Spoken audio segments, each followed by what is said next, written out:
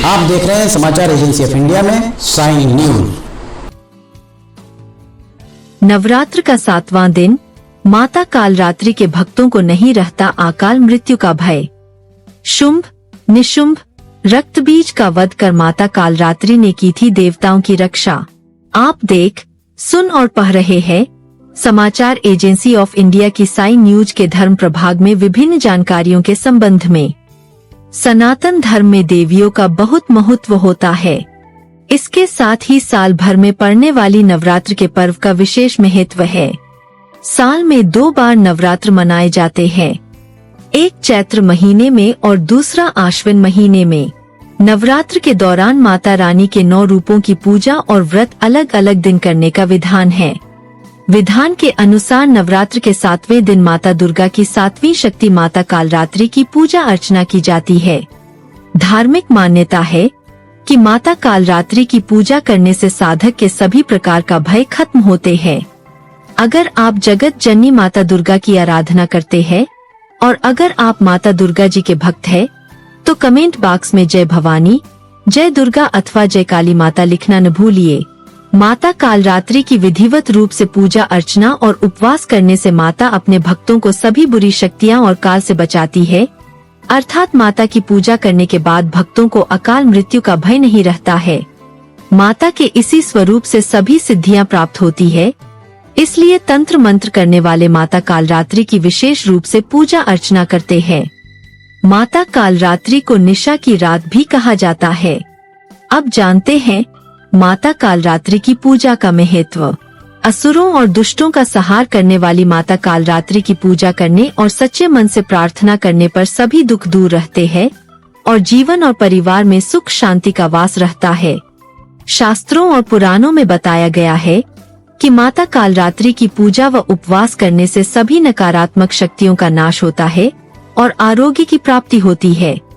माता कालरात्रि अपने भक्तों को आशीष प्रदान करती है और बल व आयु में वृद्धि होती है। माता कालरात्रि की पूजा रात्रि के समय में भी की जाती है।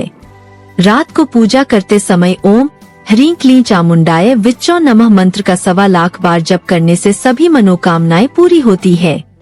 अब जानिए माता कालरात्रि के प्रकट होने की कथा के बारे में। असुर शुंभ निशुंभ और रक्तबीज ने सभी लोगों में हाहाकार मचाकर रखा था। इससे परेशान होकर सभी देवता एक साथ मिलकर देवाधिदेव महादेव ब्रह्मांड के राजा भोलेनाथ के पास पहुँचे और उनसे रक्षा की प्रार्थना करने लगे। तब भगवान भोलेनाथ ने माता पार्वती को अपने भक्तों की रक्षा करने को कहा। भगवान भोलेनाथ की बात मानकर माता पार्वती ने माता दुर्गा का स्वरूप धारण कर शुभ व निशुंभ दैत्यों का वध कर दिया। जब माता दुर्गा ने रक्तबीज का भी अंत कर दिया तो उसके रक्त से लाखों रक्तबीज उत्पन्न हो गए। यह देखकर माता दुर्गा का अत्यंत क्रोध आ गया। क्रोध की वजह से माता का वर्ण श्यामल हो गया। इसी श्यामल रूप को से देवी कालरात्रि का प्राकट्य हुआ। इसके बाद माता कालरात्रि ने रक्तबीज समेत सभी दैत्यों का वध कर दिया और उनके शरीर से निकलने वाले रक्त को जमीन पर गिरने से पहले अपने मुख में भर लिया। इस तरह सभी असुरों का अंत हुआ। इस वजह से माता को शुभंकरी भी कहा गया।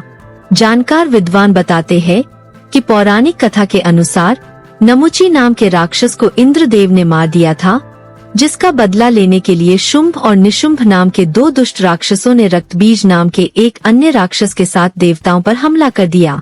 देवताओं के वार से उनके शरीर से रक्त की जितनी बूंदें गिरी, उनके पराक्रम से अनेक दैत्य उत्पन्न हुए, जिसके बाद बहुत ही तेजी से सभी राक्षसों ने मिलकर पूरे देवलोक पर कब्जा कर लिया। देवताओं पर हमला कर विजय प्राप्त करने में रक्तबीज के साथ महिषासुर के मित्र चंड और मुंड ने उनकी मदद की थी, जिसका वध माता दुर्गा के द्वारा हुआ था। चंड मुंड के वध के बाद सभी राक्षस गुस्से से भर गए। उन्होंने मिलकर देवताओं पर हमला कर दिया और उनको पराजित कर तीनों लोकों पर अपना राज स्थापित कर लिया और चारों ओर तबाही मचा दी। राक्षसों के आतंक से डरकर सभी देवता हिमालय पहुँचे और देवी पार्वती से प्रार्थना की। माता पार्वती ने देवताओं की समस्या को समझा और उनकी सहायता करने के लिए चंडिका रूप धारण किया। देवी चंडिका शुंभ और निशुंभ द्वारा भेजे गए अधिकांश राक्षसों को मारने में सक्षम थीं। लेकिन चंड व मुंड और रक्तबीज जैसे राक्षस बहुत शक्तिशाली थे और वह उन्हें मारने में असमर्थ थीं। तब देवी चंडिका ने अपने शीर्ष से देवी कालरात्रि की उत्पत्ति की।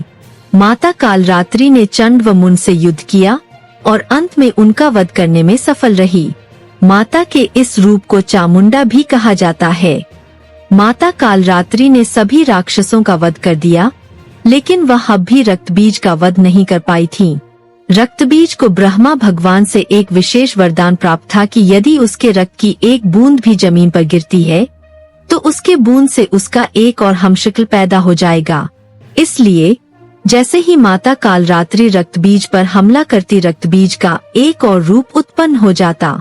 माता कालरात्रि ने सभी रक्तबीज पर आक्रमण किया, लेकिन सेना केवल बहती चली गई।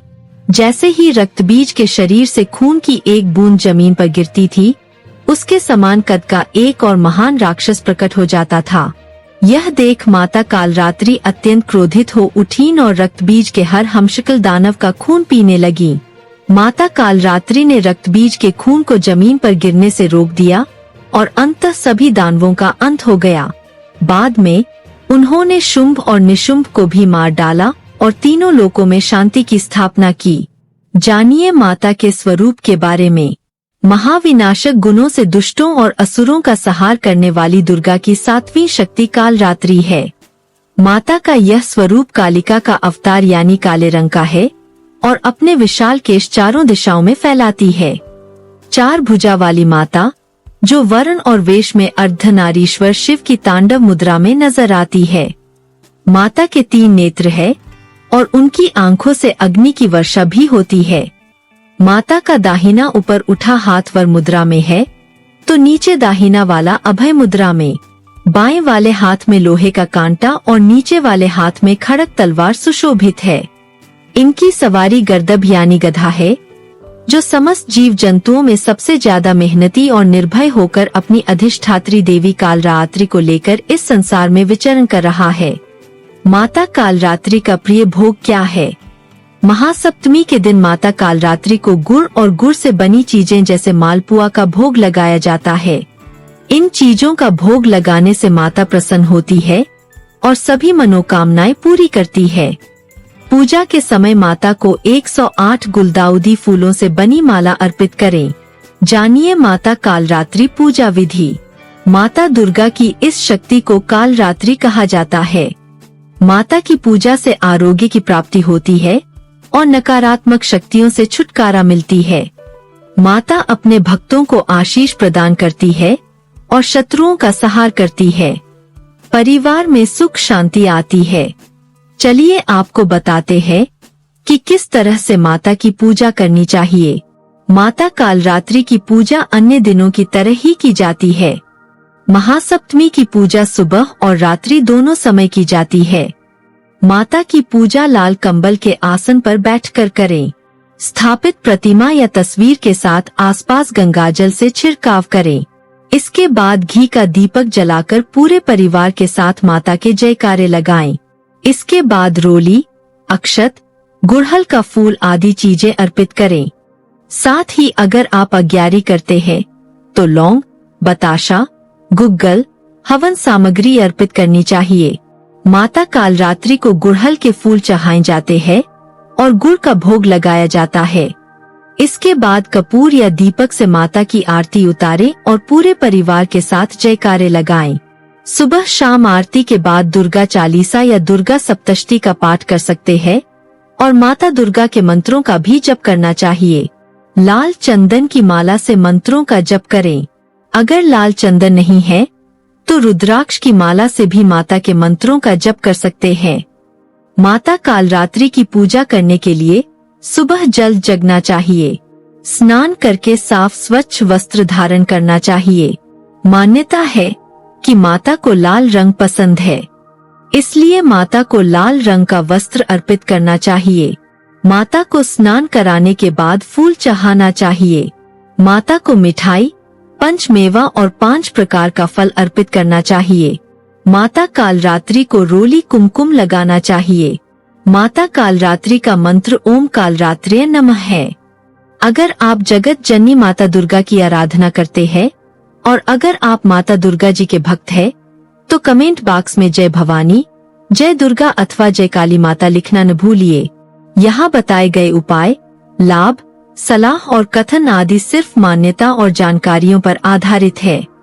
यहाँ यह बताना जरूरी है कि किसी भी मान्यता या जानकारी की समाचार एजेंसी ऑफ इंडिया के द्वारा पुष्टि नहीं की जाती है। यहाँ दी गई जानकारी में निहित जानकारी विभिन्न माध्यमों, ज्योतिषियों, पंचांग, प्रवचनों, मान्यताओं, धर्म ग्रंथों, दंतकथाओं, किंवदंतियों आदि से संग्रहित की गई है। आपसे अनुरोध है कि इस वीडियो या आलेख को अंतिम सत्य अथवा दावा न माने एवं अपने विवेक का उपयोग करें। समाचार एजेंसी ऑफ इंडिया पूरी तरह से अंधविश्वास के खिलाफ है। किसी भी जानकारी या मान्यता को अमल में लाने से पहले संबंधित विशेषज्ञ से सलाह लें। अगर आपको समाचार एजेंसी ऑफ इंडिया में खबरें आदि पसंद आ रही हो तो आप इसे लाइक, शेयर व सब्सक्राइब अवश्य करें। हम नई जानकारी लेकर फिर हाजिर होंगे, तब तक के लिए इजाजत दीजिए। जय हिंद।